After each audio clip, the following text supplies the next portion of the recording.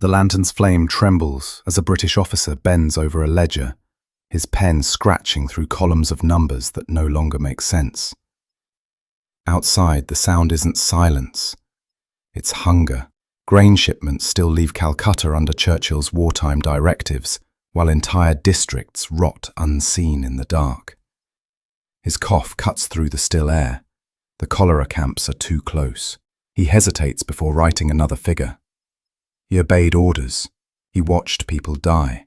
To understand how he ended up here, we need to go back to when the rice fields still looked alive. Before 1943, Bengal seemed to breathe in rhythm with the monsoon. Rain came, seeds split, and green waves rolled through the flatlands as far as the eye could see.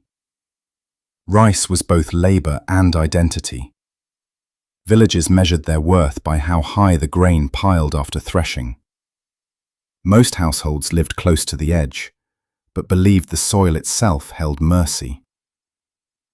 The British administrators saw those same fields as columns on an export spreadsheet: revenue, tonnage, freight. So long as quotas were met, no one looked deeper. That's where our officer enters, newly posted, khaki still stiff from the ship's salt, stationed in a modest district office with whitewashed walls and an aging ceiling fan that seldom worked. His orders were precise, his expectations mild. The province was manageable, at least according to memoranda written far from the heat. His role was to maintain records, supervise grain procurement, and monitor public morale, a tidy phrase that meant preventing riots. Nothing in his training at Sandhurst had prepared him to balance the hunger of millions against telegrams signed by generals. At first, life appeared almost pastoral. He rode to villages where children still played in the flooded paddies, their laughter carrying over the carts that brought in full baskets. Evenings were spent on the veranda, listening to insects drone while Indian clerks read out figures. Acreage yields, tax arrears, transport delays. The numbers reassured him. They suggested predictability. But Bengal's abundance in those years was fragile, a thin crust over pressure nobody wanted to see. The global war had eaten into every system. Japanese forces had cut off Burma, once Bengal's rice supplier. Rail wagons were seized for moving troops instead of food. The Royal Navy controlled coastal shipping. Civilian freight barely moved. Rumors of shortages flickered, yet export quotas remained. The empire's bureaucracy ran on faith that figures could substitute for reality. The officer saw the first cracks over something as trivial as lunch. During a district meeting, an Indian clerk remarked that rice prices had doubled in certain markets. The remark drew laughter from a superior, who said inflation was proof of a strong economy. A week later, villagers began hiding grain to avoid confiscation. By the start of 1943, traders were hoarding for profit, and black market prices soared beyond comprehension. Still, official correspondence insisted on stability. What unsettled the officer most wasn't the sight of poverty. It was its sudden acceleration. He began noticing fewer carts on the roads. Women came to the offices seeking permits, carrying infants that cried without tears. In the evenings, his cook stretched the rice thinner, claiming the local supply depot hadn't delivered. Even among the British staff, unease crept in. One mentioned that Burma had fallen and coastal ships were being sunk. Another hinted that Calcutta's warehouses were full, yet villagers nearby were already starving. The conversation stopped whenever senior officials entered the room. He started making notes in his personal journal. Small things at first. Several villagers late with rent. Grain agents nervous. Then a single line that broke tone. Unusual deaths reported in northern tract. Cause unknown. Each day the reports grew sharper, the explanations vaguer. Yet within the bureaucracy, calm persisted. Press releases spoke of temporary dislocations. Relief committees debated terminology more than hunger. Colonial officers drank gin on their verandas, comforted by the illusion that systems older than themselves could never collapse. For them, the crisis remained abstract, someone else's arithmetic error, somewhere far from the capital. The officer wanted to believe that too, until the distant faint of drums began echoing through the night, signalling villagers moving en masse toward the rail lines in search of food. Then the telegram came. Certain districts were already starving. The winter of 1943 arrived with telegrams thicker than ration gruel. Every one of them carried the same refrain: conserve transport, prioritize military shipments, maintain morale. Bengal was no longer seen as farmland, but as a logistical rear base for Britain's Southeast Asian war. Japanese troops had taken Burma, air raids were feared along the coast, and Calcutta was filling with soldiers, wounded men, and warehouses stacked with imported tinned meat. Civilians were no longer a priority, they were an inconvenience. In the middle of all that stood our officer, his pen stalled halfway through a supply report.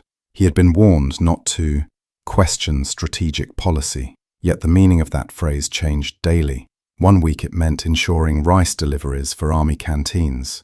The next it meant seizing boats from villagers under the so-called boat denial policy, an order designed to prevent Japanese infiltration, but which crippled the movement of local food.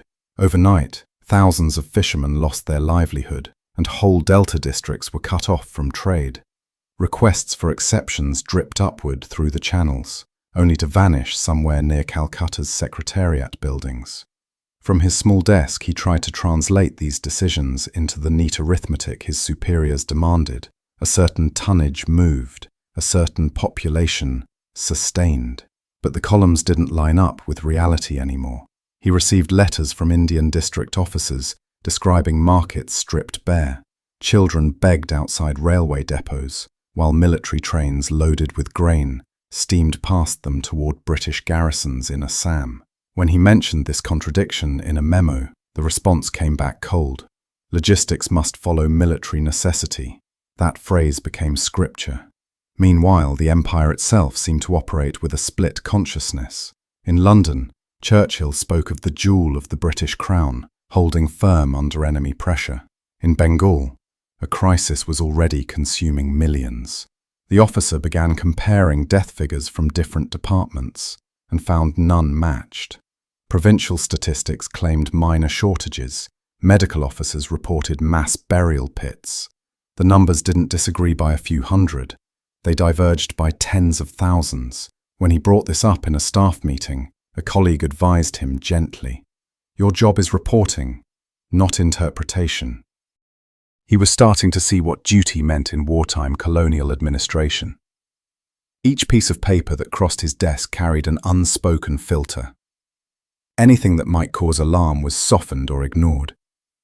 Relief efforts were labelled premature, shortages temporary. Even when he personally witnessed convoys redirecting food to army stores, the official summary praised the smooth efficiency of distribution. Every success report carved away a piece of the truth. Yet from a strictly military view, the system made sense. Britain's war with Japan required men and munitions from India. Railways groaned under troop movements, not food cargo. Petroleum shortages limited internal shipping. The British War Cabinet debated allocations of ships across the empire, and in those distant arguments, Bengal always lost. Australian wheat couldn't be shipped because vessels were rerouted to Europe. Indian requests for emergency imports were delayed by months. Local procurement became the loophole, essentially forcing Bengal to feed its army and itself from reserves that no longer existed. The officer watched those orders take shape in coded telegrams. Each one tried to sound rational. Districts to ensure equitable distribution, army reserves maintained. But everyone on the ground knew what equitable meant.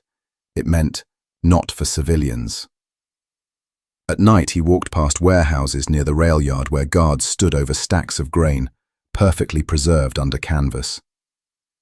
Outside those fences, children fought over spilled bran. He tried to lodge a protest, carefully worded to avoid the charge of insubordination. The reply pointed out that emotive accounts from the field are discouraged, morale concerns paramount. That phrase, morale concerns, echoed in his sleep.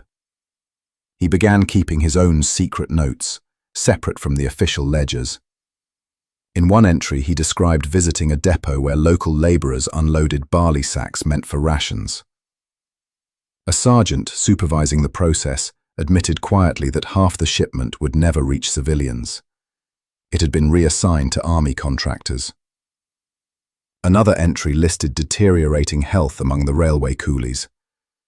Malnutrition visible, he wrote, yet orders forbid extra grain. He underlined that sentence twice and then scratched it out, afraid someone might read it later. Among the British officers stationed around him, attitudes differed. Some dismissed the famine reports as enemy propaganda, spread by Indian nationalists to weaken support for the war.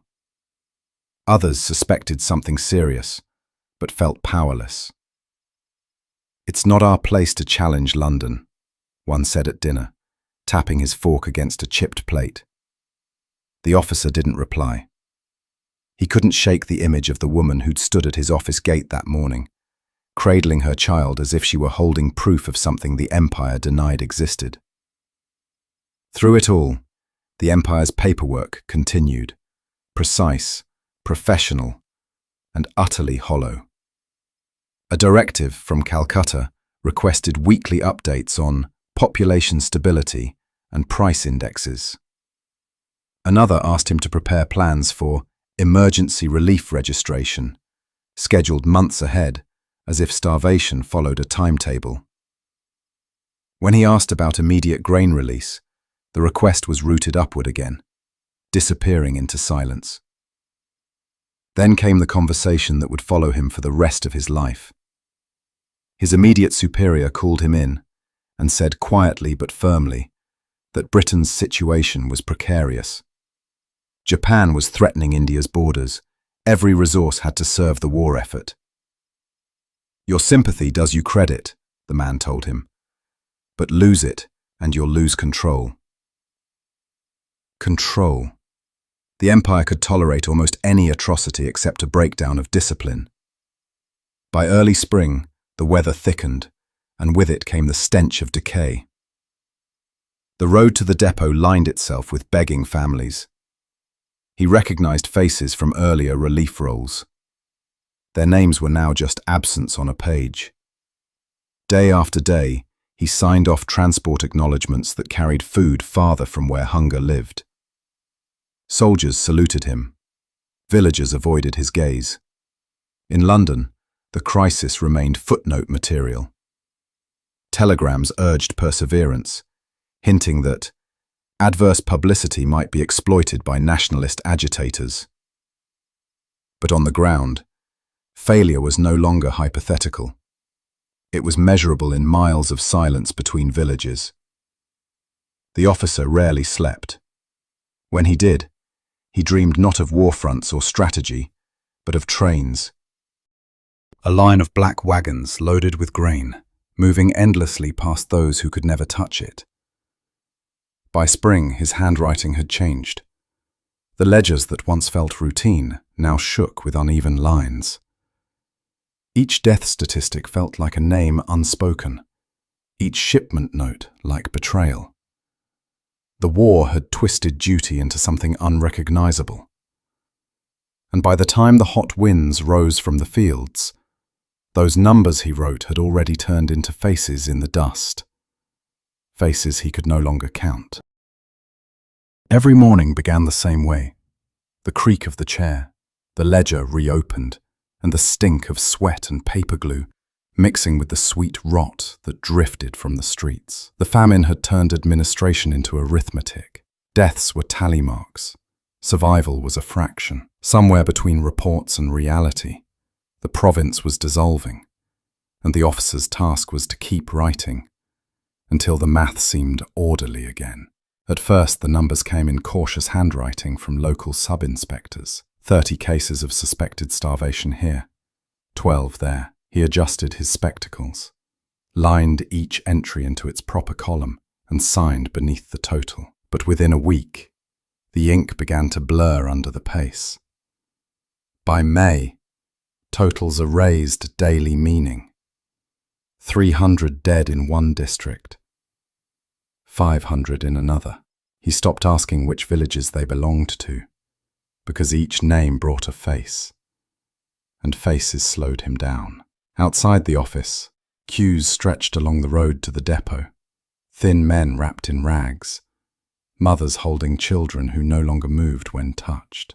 They arrived with ration cards, bits of paper promising grain that often never came. Each card was stamped with official red ink, bearing the crest of an empire, too far away to smell the rot. The officer's task was to keep order, to make sure none approached the supply wagons before their turn. Every day that queue returned shorter. Some simply lay down and didn't rise. He tried to keep his thoughts practical. He needed cooperation from his Indian clerks, most of whom spoke little during the day. They recorded names, shifted files, and occasionally exchanged quick, quiet words in Bengali. One morning he caught a glimpse of what they were doing after hours, adjusting entries in the death registers, lowering totals so the district appeared less distressed. When he asked why, an older clerk looked up and said, "If the number grows too high, they'll stop all trade here. Hungry people will be blamed for being diseased." The officer understood. Punishment followed honesty. He signed the altered form anyway. At headquarters, the famine was still discussed like a mathematical curiosity. Calcutta wanted data to justify minimal relief, accurate but not alarming. Every week the officer received printed tables from Central Command, comparing food stocks to mortality projections. Each line of life expectancy came attached with remarks like, "Situation contained." Contained where, he wondered? In the camps? In the silence? He visited one of those camps in June. The tents had no walls, just burlap sheets sagging from bamboo poles. The ground looked powdered, white with ashes from the cremation pits. A medical assistant guided him through rows of people too weak to stand. Most had been field labourers brought in by the dozen from abandoned villages. They stared with the dull calm of those beyond fear. The officer asked the camp supervisor about cholera prevention measures. "We've none," the man said, shrugging. "They die before it spreads." When he returned to his bungalow that night, the mosquito net trembled with each breath of the fan. He couldn't shake the image of a young boy sitting beside a corpse, tracing circles in the dust with his finger. There wasn't malice in any of it, just process. Tomorrow he'd have to turn that site into 2 new columns: admitted, deceased. He poured a small measure of whiskey, watching the amber liquid tilt with his unsteady hand. The British administration prized discipline above all. Reports had to be regular, typed, and unemotional. Language mattered more than reality, so phrases like acute shortage became moderate distress. Entire death registers were converted into estimated migration losses. When he sent an honest report detailing the worsening starvation, he received a warning cable reminding him that subjective impressions are unhelpful to solution. He began developing a habit. reading each new set of forms as though decoding a confession. The clerk's penmanship told stories no paragraph dared spell out. Smudged ink meant hopelessness. Sudden precision meant fear. One day, a thin young officer from another district visited. He looked sunburned and desperate. "They're turning them away from the depots," he said. "No record, no ration. They tear up the cards when people beg too much." The older officer had no reply. His job was to believe in systems. Across town, rumours of riots began circulating. Villagers broke into railway godowns, sometimes stealing nothing but broken rice, unfit for transport. British authorities labelled it looting. The officer had to prepare a report on civil disorder. He added a line suggesting hunger as probable motivator, then hesitated and replaced the word with misinformed elements. Truth couldn't fit inside the empire's sentences. Each afternoon, the heat pressed down like a punishment. Typists worked shirtless, sweat dripping onto paperwork destined for London archives. Flies gathered so thickly that ink had to be covered between words. From the veranda, he would see carts hauling bodies toward pits dug under mango trees. Death became municipal routine, measured, documented, and quickly forgotten. Still, his English neatness persisted. The ledgers had to balance, even when life didn't. He noticed changes in himself, subtle yet irrevocable. He no longer flinched when hearing the carts creak by. He found himself calculating the rate of decline, as if forecasting weather. If the current trend continues, he noted one evening, district population reduced by 1/3 within 2 months.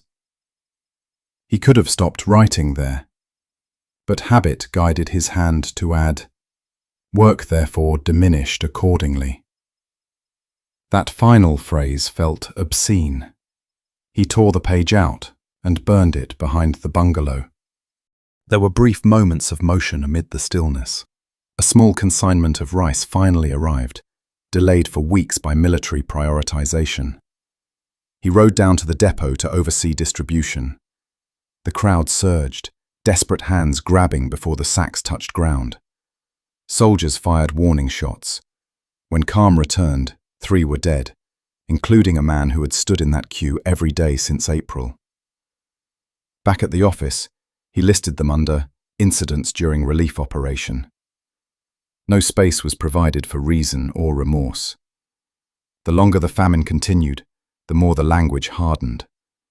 Phrases like manageable mortality appeared in official summaries. Relief funds shrank to token gestures. Clerks learned which entries pleased their superiors. Numbers trending downward meant promotion. Death had been bureaucratized into optimism. The officer would reread his own past weeks of data and realize he was documenting extinction disguised as management. Every night before sleep, he copied the day's tallies into a smaller notebook he kept hidden under his cot. There, he wrote without euphemism. 32 bodies collected near warehouse. Infant deaths uncounted due to smell. System requires ignorance to function. That hidden notebook became his real ledger, the one he would never submit.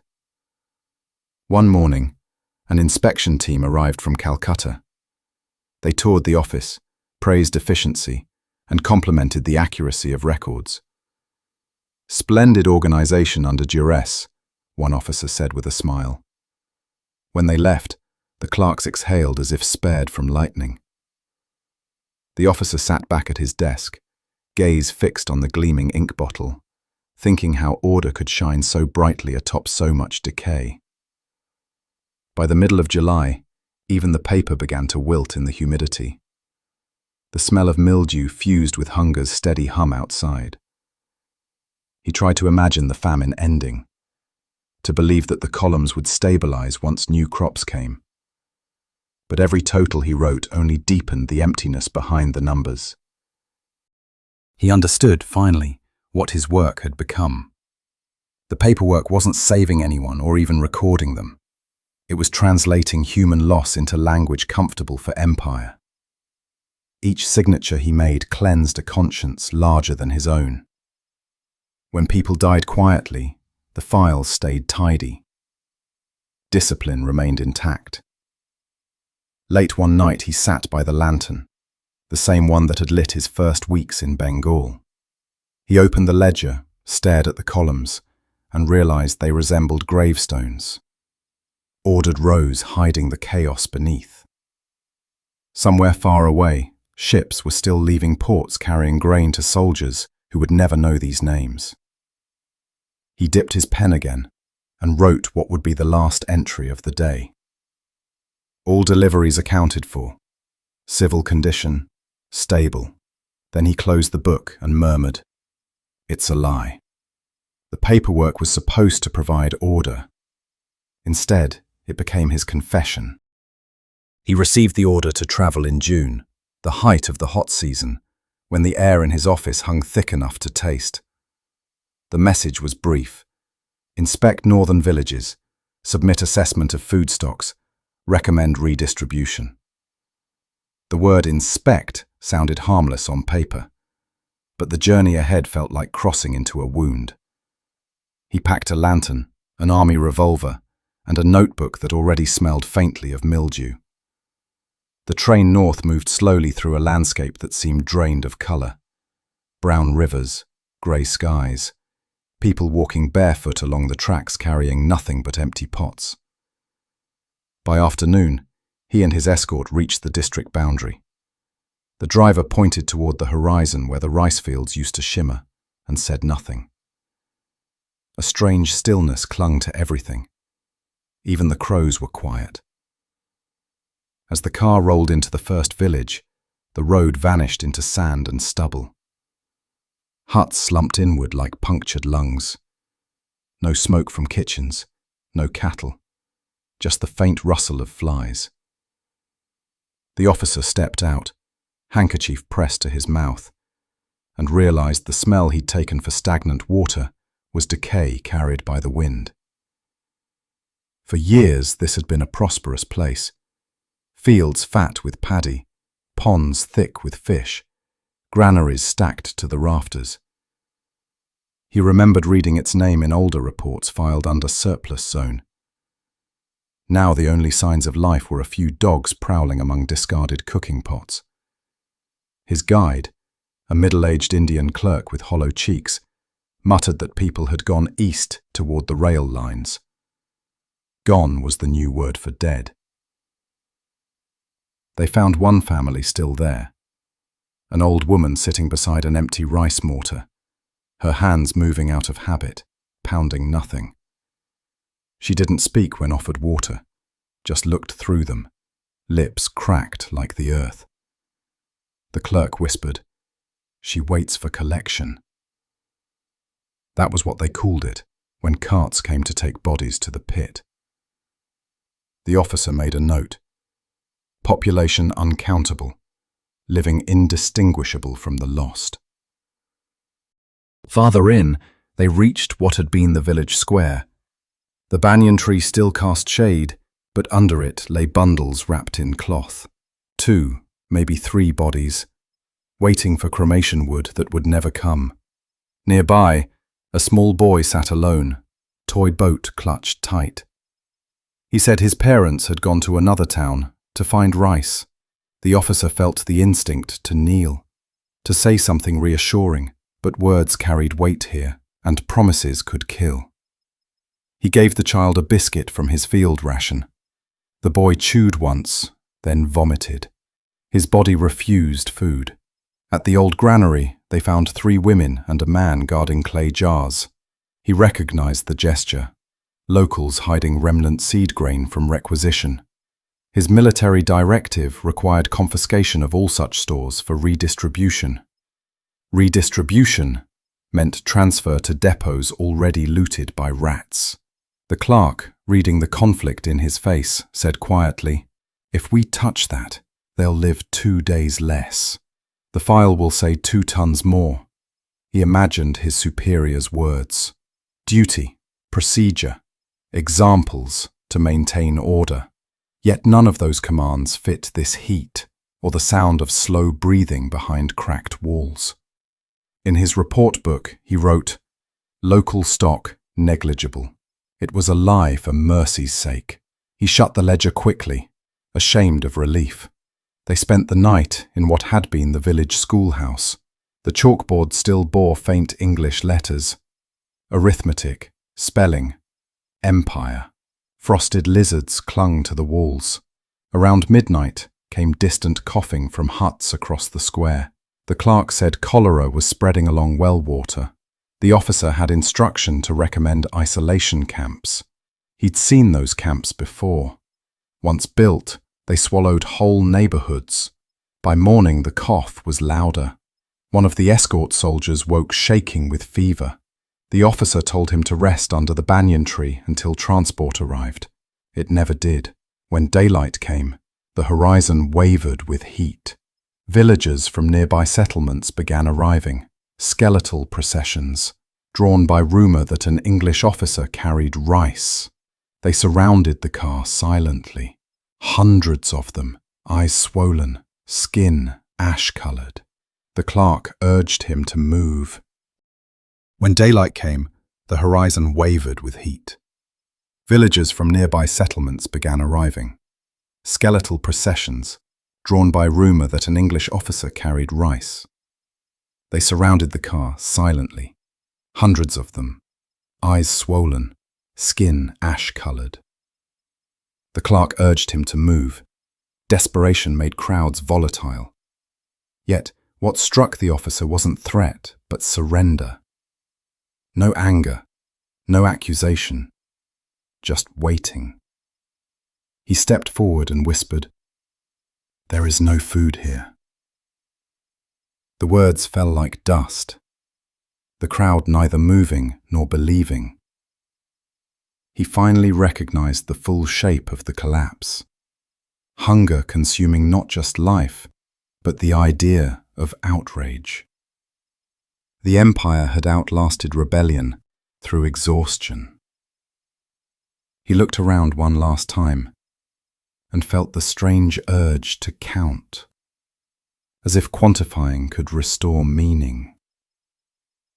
But the math wouldn't work. Every equation ended with 0. That afternoon, they followed the dried canal back toward the railway. The road shimmered with heat mirages that looked like advancing water. Twice he thought he heard singing, but it was the wind moving through reeds. On a ridge, he stopped and turned. The village he'd inspected was already dissolving back into the plain, roofs collapsing, paths erased. It would vanish from maps by the next monsoon.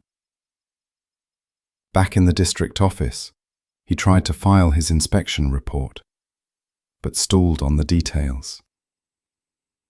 Words like depopulation, migration, and disease didn't carry the weight of what he'd seen.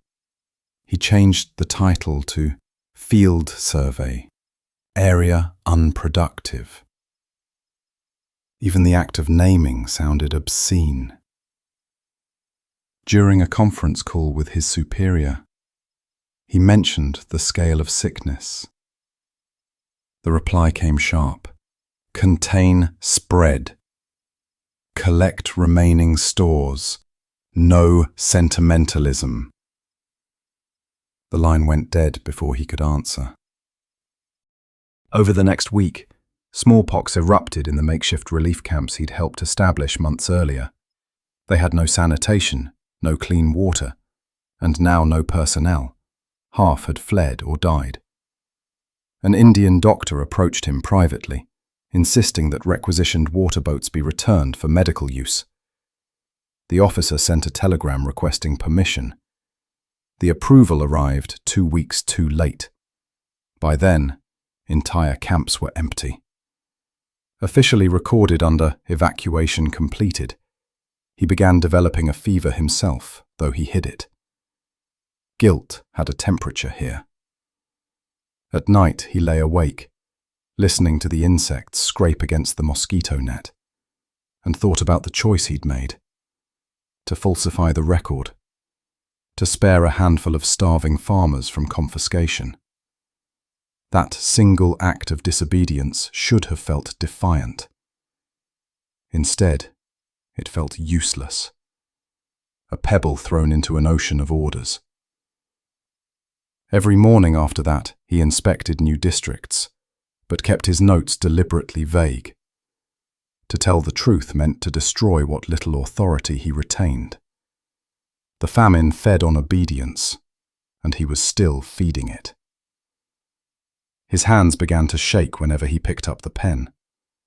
Toward the end of July, he collected his scattered draft letters, some begun, none finished. They were addressed to superiors, to his wife, even to no one in particular. Each opened differently, but ended the same way: apology without recipient. "If you read this," one began, "know that we measured death in decimals and called it progress." He couldn't send them. Censorship would intercept every line. But still, he kept writing, as though exile could fit into a paragraph. By the time monsoon clouds rolled over the district, the village he'd visited no longer existed, except in those unsent pages. On maps it remained a shaded area labelled temporary abandonment. In reality, the last survivors had vanished into the wet horizon, leaving charred huts and broken jars. He sat under his veranda, watching the first storm drench the earth, the rain turning paths to rivers of mud. Somewhere out there, the boy with the toy boat was either alive or reduced to memory. The officer's notebook lay open beside him, pages damp and curling. He wrote one final line: "Inspection complete. No inhabitants remaining." Then, quieter, for himself alone, he began writing letters that couldn't be sent. He began writing by candlelight, because letters, even unsent ones, made the night feel less infinite.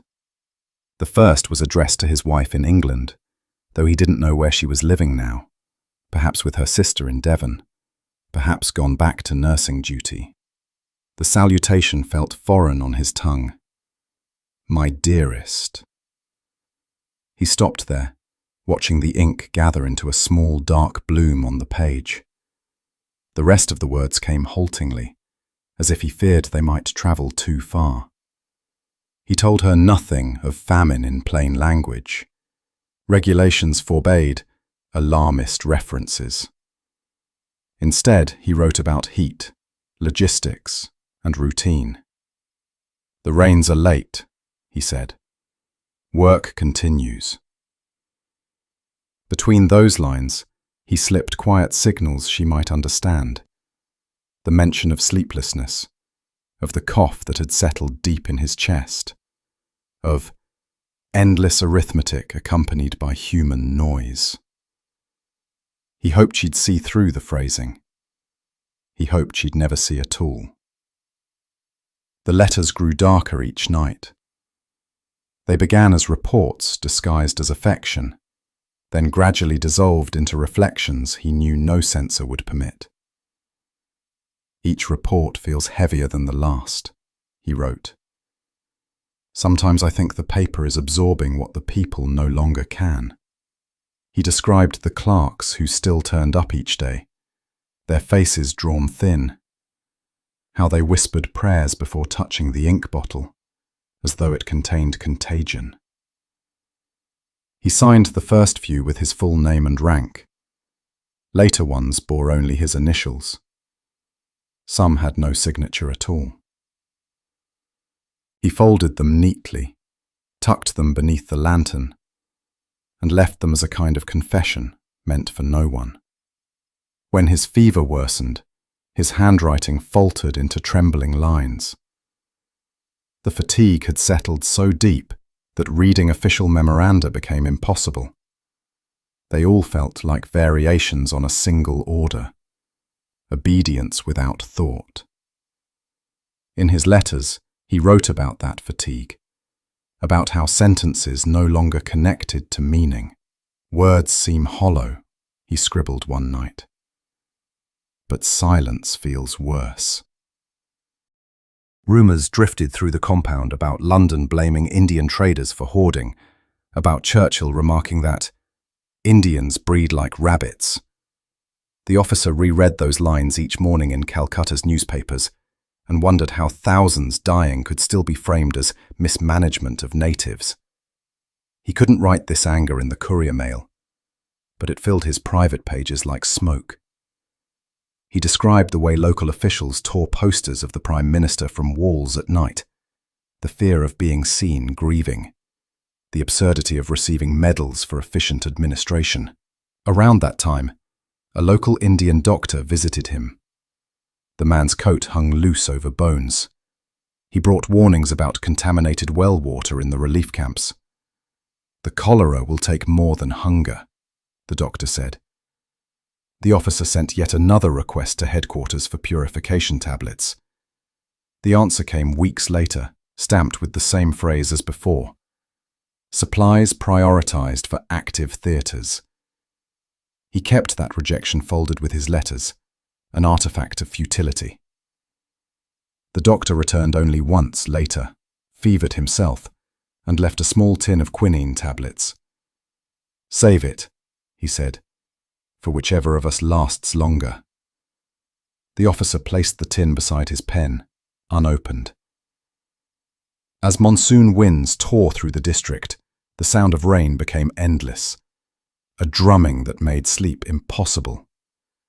He spent those nights at his desk, lantern glow pressed against the storm outside.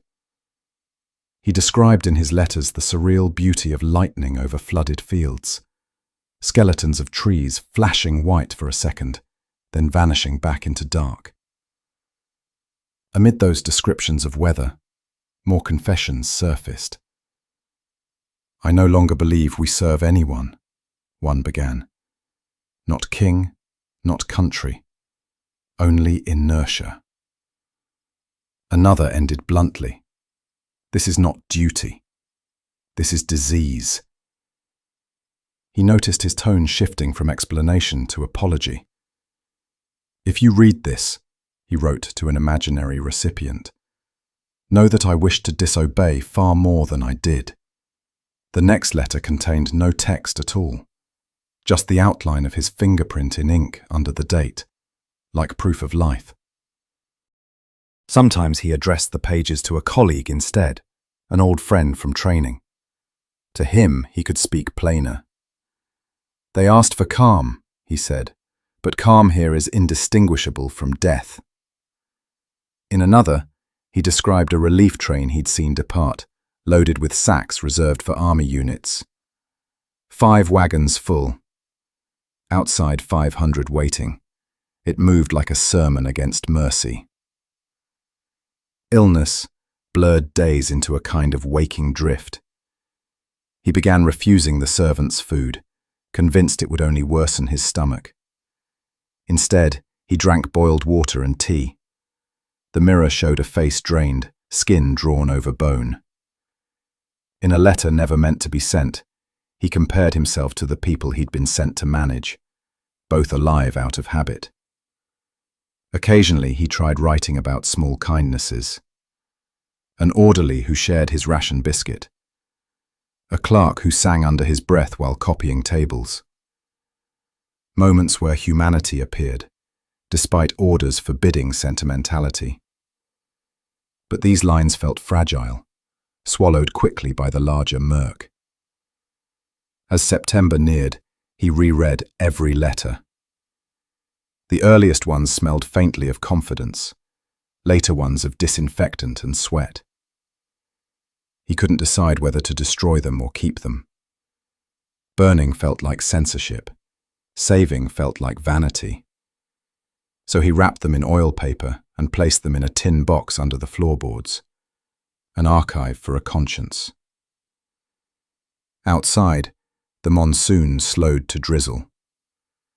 From his veranda he could see vultures perched on telegraph poles like punctuation marks to a sentence no one would finish. He thought about his wife again, whether she still believed the empire noble, whether she'd forgive him if she ever read these pages. He realized the letters weren't messages but mirrors. Each one reflected a version of him slipping further from reason, from duty, from faith in any system that demanded silence in exchange for life. By early autumn, his fever returned. He tried to write one last time, but couldn't form proper sentences. The words came as fragments. Too much rice shipped away. Locals burying strangers. I'm tired of being clean while they rot. Ink streaked across the page like spilled blood. That unfinished sheet remained beside his cot for days while he drifted between waking and sleep. When he finally folded it, the paper tore along the crease. He no longer sealed his letters with care. Some he left open on the desk, others scattered near the lamp. The rain had spotted several, blurring words into stains. It no longer mattered. The act itself was the message. Writing had become his only rebellion, speaking into a void monitored by censors and silence alike. By autumn, his words sounded like those of a dying man. By late 1943, famine had ceased to be a rumor. It had become the air people breathed. Yet in the army cantonments surrounding the officers' district, the mess halls still served meat and bread shipped from abroad. Trucks rolled through the gates under armed escort, stacked with polished tins stamped "War Supply." A mile away, civilians fought over lumps of spoiled grain. The arithmetic of empire divided cleanly along those roads, rations on one side, ruin on the other. The officer's job was to record the balance, not question it. But each ciphered telegram that arrived made denial harder. Coded messages from headquarters outlined fresh reallocations of rice stores to support morale of fighting units. Each diversion meant fewer sacks for public distribution. His clerks learned to anticipate despair by the time of day telegrams arrived. Morning cables were routine. Afternoon ones carried bad news. And then, one evening, a special order marked "Imperative" landed on his desk. Halt civilian rations in all affected zones pending review. He read it twice, fighting nausea. This wasn't suspension. It was starvation, issued by signature. When he presented the memo to his superior, a colonel with thinning hair and a practiced calm, he received nothing but quiet reprimand. "We act under strategic necessity," the colonel said. "Our obligation is to victory. Relief is secondary." The officer protested that reports of death were pouring in, that disease was spreading through every transit camp. The colonel's tone sharpened. "Don't lose yourself in sentiment. Emotion breeds disorder." Back at his quarters, he sat under the weak glow of the lantern, rereading his own earlier field notes. They read now like letters written by someone else. The professional clarity had dissolved into the jagged handwriting of exhaustion. He was beginning to realize that administration no longer involved people at all. It was about preserving illusion. Stability, hierarchy, empire. These were fictions maintained at the cost of flesh. When word of food riots reached him, he was already ill, his fever hovering near delirium. The message arrived from the telegraph operator just after dawn. Depots stormed, warehouses burning, several British soldiers injured. Reports described hostile elements inciting unrest. He knew what that meant. Children breaking down the gates. By the time he rode out with a convoy to restore order, smoke was rising over the go-down roof. Soldiers stood guard in the rain, rifles slick with moisture, eyes avoiding the ground littered with bodies. Inside, the stores remained mostly intact. Relief grain had been guarded better than the people needing it. The officer recorded minimal losses, though he knew the true number was measured in lives. That night, headquarters circulated a new circular blaming seditious propaganda for disturbing peace. The officer felt something hollow split inside him. There was no propaganda, only hunger, and it had spoken louder than any rebel ever could. The riots bred new orders, curfews, patrols, detentions. Civilians now required passes even to approach water points. His Indian subordinates followed the regulations unwillingly. Some begged him to overrule the harsher clauses. "They are people from our villages," one clerk pleaded. "If we stop them, they'll die here on the road." The officer hesitated, torn between compassion and fear of dismissal. His health had worsened. Any complaint of political sympathy could end his career and send him home in disgrace. In the end, he signed the authorization of force. Days blurred together. He lived on tea and the bitter quinine tablets left by the doctor weeks earlier. His uniform hung loose. Each night brought fever dreams. Endless railways carrying grain through fields of open mouths. When he woke, sweat soaked the sheets, and the lantern burned low beside the pile of reports waiting for his signature. He could no longer tell whether the stench in the room came from his illness or from memory of decay. Then came the meeting that sealed what little faith remained. Senior officers from Calcutta arrived. White uniforms, polished boots, confidence untouched by famine. They held a small conference in the bungalow's largest room. The tone was managerial, as though discussing a supply audit. One read out figures declaring the famine stabilized through administrative measures. Another praised commendable discipline among civil officers. The officer stared at the floorboards, counting the knots in the wood to keep himself from speaking. When the inspector turned to him for confirmation, he heard his own voice saying, "Yes, the situation is contained."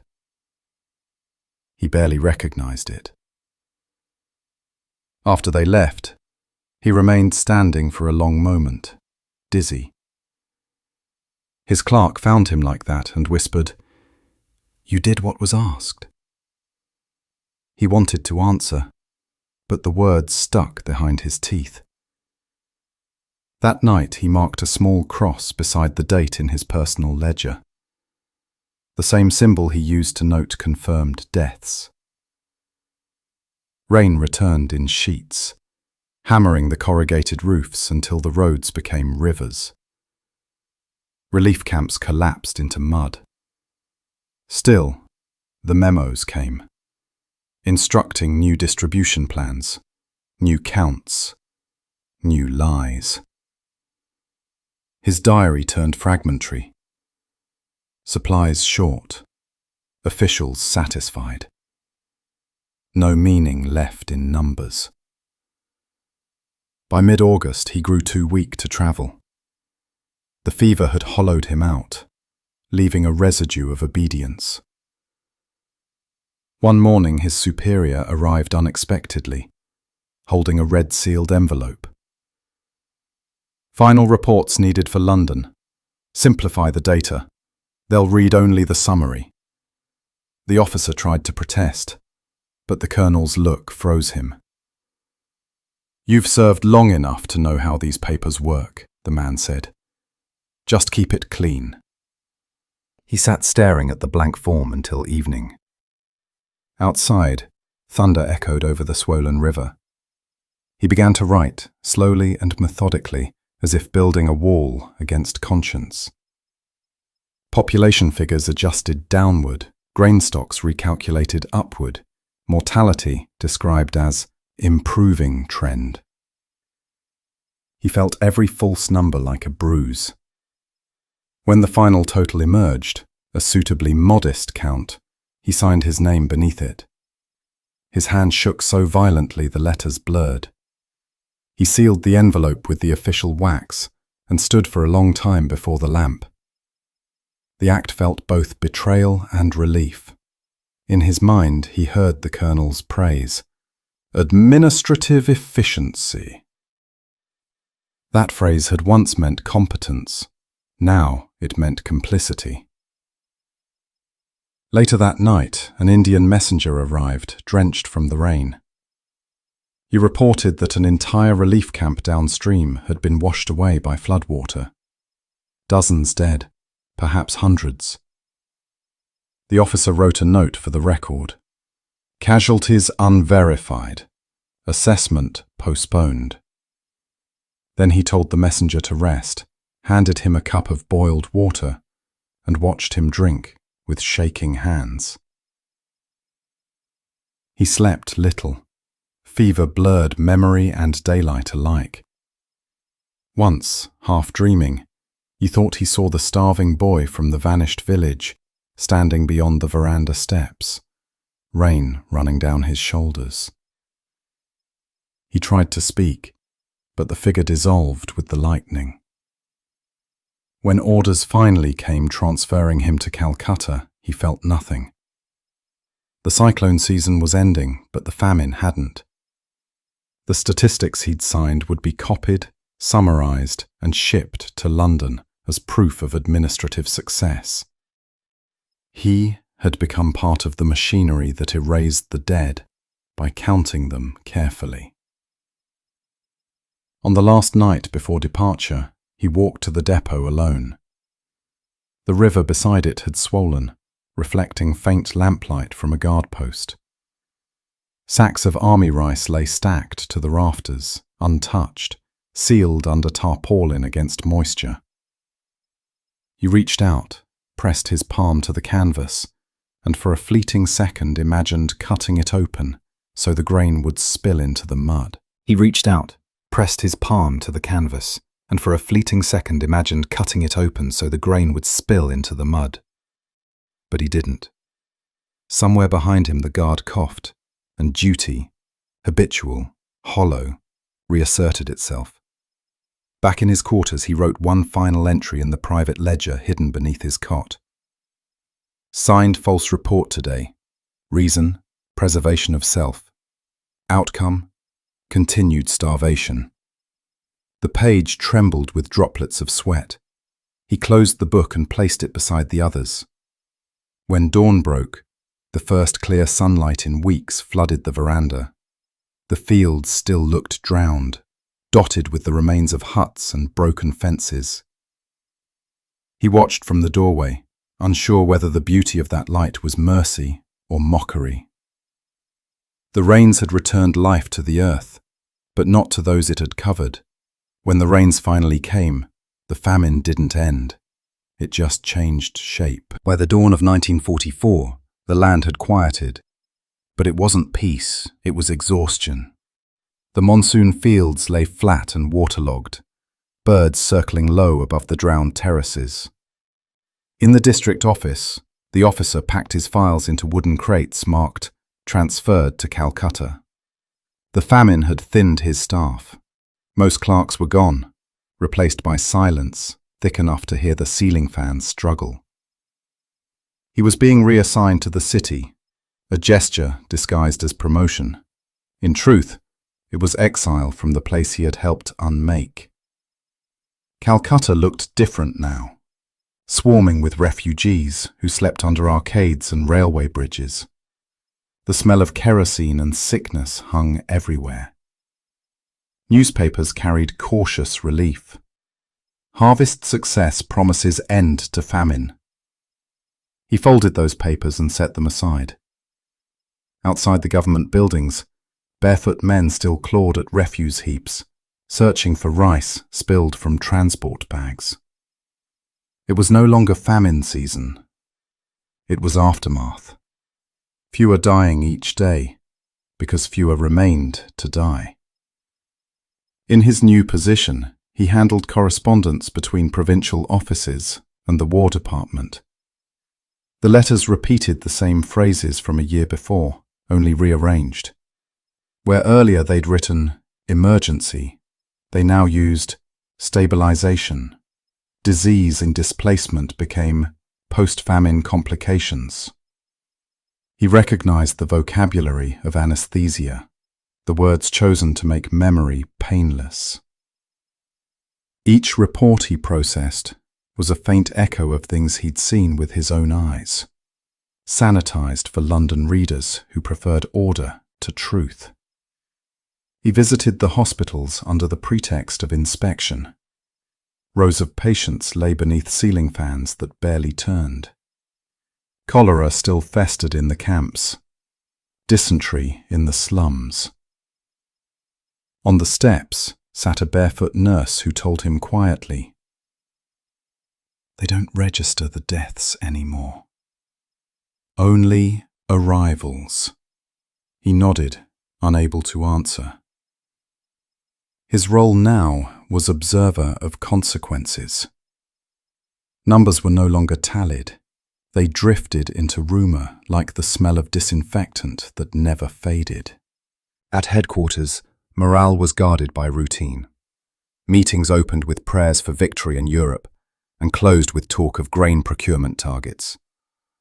One afternoon, he heard two officers debating whether the worst famine figures had been politically exaggerated. He left the room before they could seek his agreement. Walking through the courtyard, he passed a line of workers pushing wheelbarrows loaded with files bound for storage, records of relief operations, neatly stamped and sewn. He wondered how many false totals bore his handwriting. Britain called it recovery. India called it survival. In Calcutta's narrow alleys, the distinction was meaningless. Shops reopened, prices remained cruel, and children carried water jars heavier than themselves. The officer tried to resume normal habits: breakfast tea, polished boots, careful phrasing. But guilt had become ritual too. Every evening he returned to his quarters and lit the old lantern from his district days. Its smoky glow steadied him. The sound of rain against the shutters was softer here, but he still woke to it gasping, hearing distant weeping that no longer existed. Sometimes journalists called at the office. Young men, mostly Indian, trying to compile accounts of the disaster. They spoke of official obstruction, missing records, censorship. One of them, a man named Sen, cornered him after a briefing. "Sir, you were in the field, weren't you?" What truly happened out there? The officer looked away, muttering something about supply breakdowns, rival authorities, the chaos of war. Sen pressed further. Was it chaos, or was it choice? No reply came. A senior administrator appeared, and the conversation ended. Later that night, the officer found the journalist's question echoing through his fever dreams. He read British newspapers weeks late, the pages wrinkled from the humidity. The headlines treated the Bengal famine as yesterday's weather. Disturbances during wartime. India faces food shortage, relief underway. Churchill's own remarks drifted across the colonies like smoke. The Prime Minister blamed local mismanagement and overpopulation, dismissed requests to divert ships. The officer had no illusions left, yet seeing those words in print twisted his stomach. He understood then that history would record convenience, not truth. There were inquiries, of course. Small committees convened in Delhi and London, eager to itemize disaster. They wanted ledgers, statements, precise costs. He was asked to submit his records for Consolidated Review. When he opened the crates from his district, mold had begun eating through the paper. Pages crumbled at the corners, erasing his careful figures. He brushed away the dust and froze over one document. The falsified summary he'd signed while fevered. The official number of deaths, it claimed, was 20,000. He knew the real loss exceeded 1 million. His own handwriting stared back at him like a witness. For days afterward, he couldn't shake the weight of those pages. He delivered the files to the committee secretary, who thanked him politely and stacked them among hundreds more. No one asked questions. Later, he heard that the final report concluded, "No conclusive evidence of administrative negligence." The phrase sounded efficient, deliberate, and entirely empty. Calcutta's winter brought clear skies and a deceptive calm. Street vendors returned. Trains resumed their timetables. But beneath the surface, the city pulsed with quiet anger. Political speeches blamed the empire. The empire blamed scarcity. Meanwhile, mourners carried small brass pots filled with ashes to the river, performing last rites months after the deaths had occurred. Watching them from a balcony, the officer felt both invisible and exposed. He'd spent his career shielding superiors from such scenes, building buffers of paper between suffering and command. Now he realized the paper had walls, and he lived inside them. The work continued nevertheless. Instructions arrived for rehabilitation oversight, an elegant phrase for distributing nothing to no one. He signed off shipments of seed grain that rarely reached farmers, and noted the irony without laughter. His body never fully recovered from the earlier fevers. His joints ached in damp weather, and his lungs rasped each morning. The doctor at the government hospital called it nervous debility. Rest, perhaps a cooler climate, he suggested. The empire wasn't finished with him yet. There were medals to issue, citations to deliver to those who'd kept order while starvation ran unchecked. When his name appeared on the honors list, he felt no pride, only dread that people might believe he deserved it. The medal arrived in a small velvet box, silver dull against red cloth. He left it unopened on the desk beside the lantern. Rumour said London wanted to draw a line under the Bengal episode before peace returned to Europe. War fatigue, journalists called it. Another convenient erasure. A month before his departure, he visited the docks at Kidapur, where rows of ships waited, holds brimming with grain bound for the front lines. Workers moved mechanically, loading and sealing the hatches. He stood at the edge of the pier, wind tugging at his jacket, thinking how these same ships could have fed the fields he'd left behind. None of the sailors met his eye. They didn't know who he was, and he didn't deserve to tell them. The last friend he had in Bengal, an Indian clerk who'd served through the famine, came to say goodbye. The man bowed slightly and said, "You did what you could." The officer wanted to ask if that was true. Instead, he said, "We did what we were told." They shook hands, the gesture brittle as paper. His ship home was scheduled for March. Before leaving, he walked to the archive room one final time. The air smelled of dust and disinfectant. Around him, shelves groaned under ledgers filled with lies both grand and small.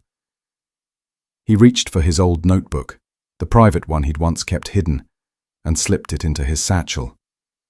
That at least would not be filed away. When the gangway lifted, the river shimmered bronze under the sunset. Calcutta shrank behind him, its skyline jagged, its streets already forgetting his name. Newspapers later would mention the famine only in passing, replaced by headlines of victories in Europe. The empire's history had moved on. He hadn't. In his cabin, he unpacked the lantern and set it beside the porthole. The glass was cracked, but the flame still caught. He watched its reflection tremble on the wall, remembering the sound of flies. The smell of rice turned sour, the ring of a child's voice lost in the wind. He would bring those back with him, sealed tighter than any official report. He left India with medals, but no peace. England smelled of wet soil and coal smoke again. Years after the war, the officer lived quietly in a rented cottage along the southern coast, the kind of place where waves replaced artillery and time slipped without notice. To visitors, he looked like any tired veteran sorting stamps at dusk. But his nights belonged to Bengal. Every creak of the floorboards reminded him of trains, lanterns, and the shivering cries that would never fade from his memory. On his desk sat that same lantern he'd carried through the famine districts. Its brass had tarnished to greenish gold, and the glass bore a single crack from the voyage home. He kept it lit far longer than necessary, saying it helped his eyes. Truthfully, he couldn't stand darkness anymore. Each evening, after the news on the wireless spoke of new beginnings, reconstruction, rationing finished, empire intact, he turned the wick high, as though brightness could erase the images fixed behind his eyes. Sometimes, letters arrived from former colleagues, neat handwriting on stiff paper. They reminisced about the ordeal, as if it had been weather, something endured rather than caused. One of them mentioned applying for an OBE. Another spoke with pride of maintaining discipline under extreme distress. The officer folded those letters unread and tucked them inside a drawer beside his private ledger. That old notebook had outlived the war, the famine, and nearly him. Its pages smelled faintly of mold and lamp oil. He couldn't bring himself to burn it. Destruction felt too merciful. Keeping it was punishment. In 1947, he read about Indian independence in the morning paper.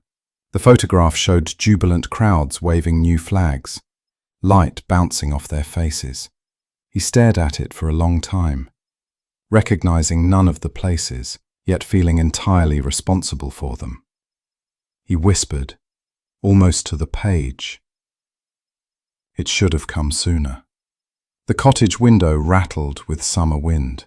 Beneath the headline lay a brief mention of the Bengal tragedy, already half forgotten. He spent afternoons walking the nearby fields, tracing rows of barley and trying not to compare them to rice paddies. But the sound of wind through crops always carried a faint echo of that other harvest, the skeletal rustle of famine fields. Children sometimes greeted him on the path, calling him "Sir." He'd smile awkwardly and keep walking, aware that his courtesy was armor against memory. In the village pub, when someone asked about India, he said little. Occasionally a veteran would raise his glass to "those who kept the empire together," and the officer would set his drink down unfinished. He grew thinner with age, though it wasn't illness that consumed him. He slept poorly, waking before dawn, drenched in sweat that smelled faintly of mildew and lamp smoke. During those sleepless stretches, he'd reread passages from official histories claiming the famine had been a regrettable byproduct of war conditions. Each phrase tightened the old wound. He sometimes drafted replies, long letters correcting dates, figures, moral blind spots, but never mailed them. His wife, when she visited after years apart, once found him at the desk muttering figures to himself. "You're still in that place," she said softly. He nodded. It never ended. Among the few possessions he kept from India was the medal sent by post, still wrapped. One rainy afternoon he opened it for the first time. The ribbon's red had faded, but the metal shone. He turned it over, searching for weight it didn't hold. That night, he placed the medal inside the lantern's base, letting its dull gleam merge with the soft flame. "There," he murmured. "Now it serves some purpose." Years passed in quiet cycles. Tea cooling beside cold fireplaces. Newspapers folded to avoid certain headlines. He followed reports of new famines in distant countries and wondered if the bureaucracy still spoke the same language of containment and efficiency. Each statistic read aloud by newscasters carried an echo of his handwriting. More than once, he whispered apologies to no one in particular. The lantern became a companion of sorts. He'd polish it carefully, relighting the wick even when daylight filled the window. Visitors thought him sentimental. He let them think so. Only once did he explain. A local vicar came by, asking whether the famine stories in magazine articles were exaggerated. The officer walked to his desk, tapped the lantern, and said quietly, "It's not the stories that were exaggerated. It's the silence afterward." Late in life, his doctor warned him about the strain on his nerves: insomnia, recurring nightmares, heart irregularities. He laughed softly. "It's not nerves," he said. "It's memory doing what conscience can't." Some nights he woke convinced he smelled rice boiling, only to realize it was the sea wind through the cracks. Once, while sorting through old papers, he found an unsigned page torn from his Bengal notebook. The ink had faded, but the words were still visible. "Obedience may feed the body, but it starves the soul." He pinned it above his desk like scripture. That evening, unexpectedly, tears came. Quiet, deliberate, almost relieving. He hadn't cried since India. He grew too frail to travel, spending final years surrounded by books no one borrowed and documents no one asked to read. Still, he read each line like penance. When visitors from the local history society came seeking anecdotes, he offered directions to archives instead, insisting the real story lived in ledgers full of lies. He died before finishing the letter of correction he'd been drafting to the Times. It began, "Duty is easy until hunger makes it impossible." When the neighbours entered the cottage, they found the lantern still glowing faintly on his desk. Wick burned low, light unsteady, but alive. Beneath it lay the torn page, the words bare but clear, and beside that, the unopened envelope, addressed only to anyone still counting. For those who knew nothing of Bengal, it meant little. But for him, that small flame had been vigil and verdict both. The war had ended. His watch never did. The lantern still burns, long after the Empire's flame has gone out. Its dim glow falls across ink-stained pages that once tried to translate suffering into order. What survived the famine was not stability, but remorse, mistaken for discipline. The officer's life reminds us that duty without conscience becomes its own form of violence, silent, yet enduring. If you'd like to explore other exhausting stories, the next story waits for you just beyond this one. Like and subscribe if you find comfort in learning what history preferred to forget. And let's keep the light on a little longer.